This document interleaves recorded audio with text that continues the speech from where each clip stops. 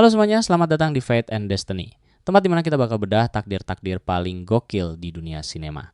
Hari ini kita bakal bahas film Fight Club. Siapkan camilan lo, karena kali ini kita bakal rekap tuntas alur cerita film Fight Club. Pernah gak sih ngerasa hidup tuh jalan terus kayak mode autopilot?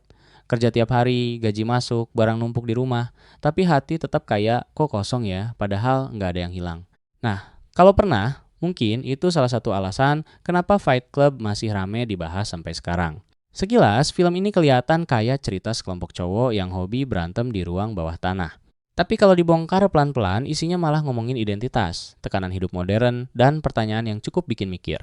Kalau semua yang kita punya tiba-tiba lenyap, kita ini sebenarnya siapa? I wake up in strange places. I have no idea how I got there. Film ini ngenalin kita ke seorang pria yang namanya bahkan gak pernah disebut dengan jelas. Dia kerja di perusahaan gede, punya apartemen yang rapi, penghasilan lumayan, dan barang-barang yang kalau dilihat sekilas bikin orang bilang, wah hidupnya aman nih. Kalau dari luar, hidupnya kelihatan baik-baik aja. Bahkan mungkin terlalu baik-baik aja. Tapi kenyataannya, ya nggak seindah itu bos. Setiap malam dia insomnia, tidurnya kacau. Pikirannya muter terus kayak kipas angin rusak. Hari-harinya berasa di copy paste terus, sampai hidupnya berubah jadi rutinitas yang capeknya bukan main. Yang menarik, film ini nggak ngegambarin masalah itu dengan gaya lebay. Nggak ada teriakan dramatis atau musik galau yang bikin dada sesak. Justru semuanya terasa biasa banget. Dan mungkin itu yang bikin banyak penonton ngerasa, ini gua banget nggak sih? Karena kadang rasa capek paling berat bukan datang dari satu kejadian besar, tapi dari rutinitas yang jalan terus tanpa arah. Kayak hidup, tapi versi hemat energi. Come on, I'm in pain. You wanna see pain? Menurut saya, ini salah satu kekuatan terbesar di awal Fight Club. Film ini nggak langsung lempar aksi atau kejutan ke muka kita. Dia ngajak kita kenalan dulu sama kondisi mental tokohnya. Jadi, pas dia mulai ambil keputusan-keputusan aneh, kita masih bisa ngerti kenapa dia sampai ke titik itu, meskipun bukan berarti semua tindakannya jadi otomatis benar. Ya, masa semua yang lagi stres terus boleh bikin keputusan absurd? Nggak juga dong. So you're a tourist.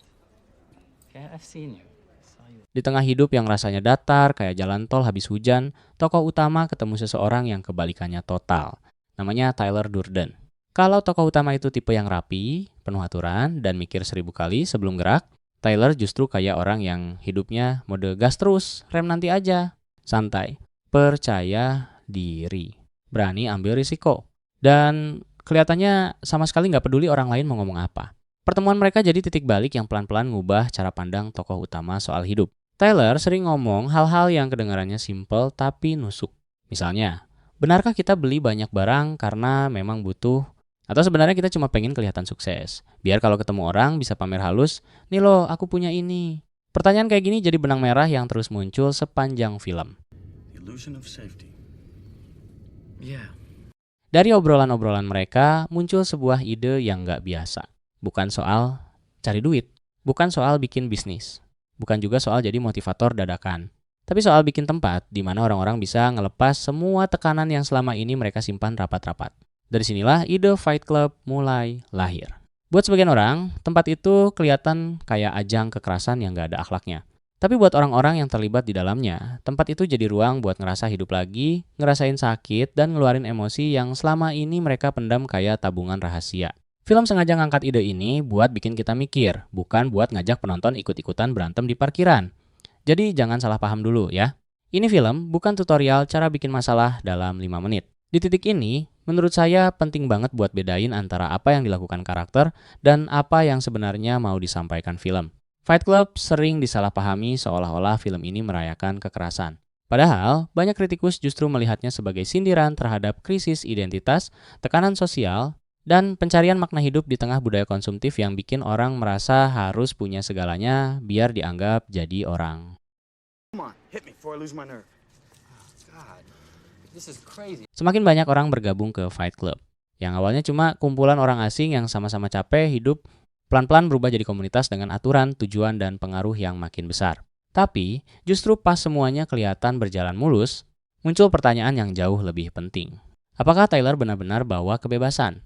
Atau jangan-jangan tanpa sadar dia malah bikin bentuk keterikatan baru yang sama ribetnya? Itulah yang bakal kita bahas di bagian berikutnya, saat cerita mulai belok ke arah yang jauh lebih gelap, lebih liar, dan tentu saja lebih bikin alis naik sebelah.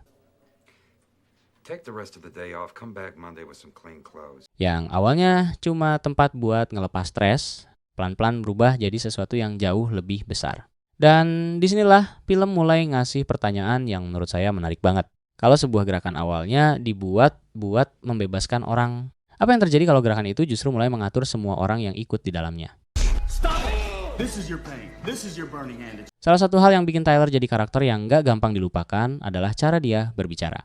Dia gak terdengar seperti bos. Gak juga seperti motivator yang hobi bilang, kamu pasti bisa. Justru sebaliknya. Dia sering ngomong santai, tapi kalimatnya bikin orang mikir berhari-hari.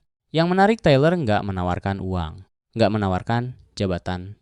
Gak menjanjikan hidup mewah. Dia cuma menawarkan satu hal, perasaan bahwa hidup seseorang itu punya arti. Dan buat orang-orang yang selama ini ngerasa nggak dianggap, tawaran itu jauh lebih berharga daripada bonus tahunan. Makanya nggak heran kalau semakin lama, semakin banyak orang yang merasa Tyler adalah sosok yang selama ini mereka cari. Place. We have no Great War, no Great Depression. Kalau dipikir-pikir, ini bukan cuma soal film. Dalam kehidupan nyata pun, orang sering tertarik sama sosok yang terdengar yakin dan punya jawaban atas semua masalah. Padahal, belum tentu semua jawaban itu benar. Kadang kita terlalu sibuk mencari seseorang untuk diikuti, sampai lupa belajar berpikir sendiri. Di titik ini, Fight Club udah berubah. Fokusnya bukan lagi soal adu jotos. Justru yang lebih penting adalah rasa kebersamaan yang muncul di antara para anggotanya. Mereka merasa punya identitas baru, punya kelompok, punya tujuan. Dan yang paling penting, mereka merasa akhirnya terlihat. Kalau sebelumnya mereka cuma angka di kantor, pelanggan di pusat perbelanjaan, atau orang asing di kereta, sekarang mereka merasa menjadi bagian dari sesuatu yang lebih besar. Tapi justru disinilah film mulai menunjukkan sisi lain yang menarik. Semakin besar sebuah kelompok, semakin besar juga kemungkinan munculnya aturan, hierarki, dan tekanan untuk selalu mengikuti arus. Ironisnya, gerakan yang lahir untuk melawan aturan lama perlahan mulai menciptakan aturannya sendiri. Lucu juga ya, kabur dari satu kandang, malah bikin kandang baru. Semakin dalam sang narator menyelidiki keberadaan Tyler Durden, semakin banyak kejanggalan yang ia temukan. Ia mencoba mencari Tyler ke berbagai kota tempat Project Mayhem berkembang. Namun anehnya, setiap orang yang ditemuinya justru mengenal Tyler dengan sangat baik.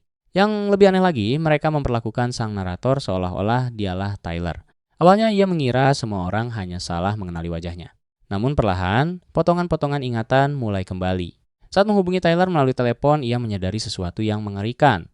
Ternyata selama ini, Tyler Durden tidak pernah benar-benar ada. Tyler hanyalah kepribadian lain yang diciptakan oleh pikirannya sendiri akibat tekanan hidup, insomnia berkepanjangan, dan rasa frustrasi terhadap kehidupan modern yang terasa kosong. Setiap kali Tyler terlihat berbicara dengan orang lain, sebenarnya orang-orang itu hanya melihat sang narator. Semua tindakan Tyler selama ini sebenarnya dilakukan oleh dirinya sendiri, hanya saja ia tidak mengingatnya. Dengan kata lain, sang narator dan Tyler adalah orang yang sama.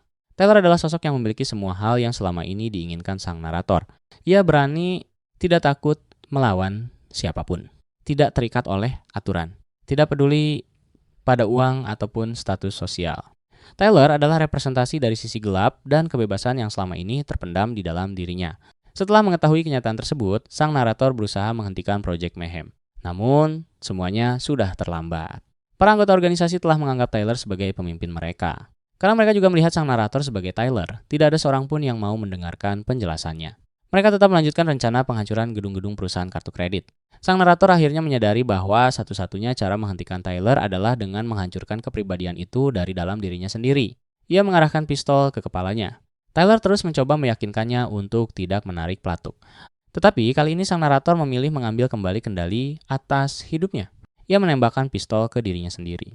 Peluru itu hanya melukai pipinya, tetapi cukup untuk membuat kepribadian Tyler menghilang. Dalam pikirannya, Tyler terjatuh dan mati. Untuk pertama kalinya, sang narator berhasil terbebas dari alter ego yang selama ini mengendalikan hidupnya. Tak lama kemudian, Marla Singer dibawa ke gedung tempat sang narator berada. Ia tampak kebingungan melihat pria yang selama ini bersikap aneh kepadanya. Sang narator menggenggam tangan Marla. Di hadapan mereka, satu persatu gedung perusahaan kartu kredit mulai meledak dan runtuh akibat bom yang telah dipasang anggota Project Mayhem. Film pun berakhir dengan kedua tokoh itu berdiri diam sambil menyaksikan kehancuran kota di depan mata. Banyak orang mengira Fight Club cuma soal perkelahian. Padahal menurut saya, itu cuma bungkusnya. Isi utamanya justru tentang identitas, tentang rasa hampa, tentang keinginan untuk merasa berarti. Film ini juga menyindir budaya konsumtif yang sering membuat kita percaya kalau kebahagiaan bisa dibeli. Rumah harus lebih besar, mobil harus lebih bagus, gadget harus paling baru. Padahal setelah semua itu didapat, belum tentu kita benar-benar merasa lebih bahagia. Dan mungkin itulah pertanyaan terbesar yang ingin diajukan film ini.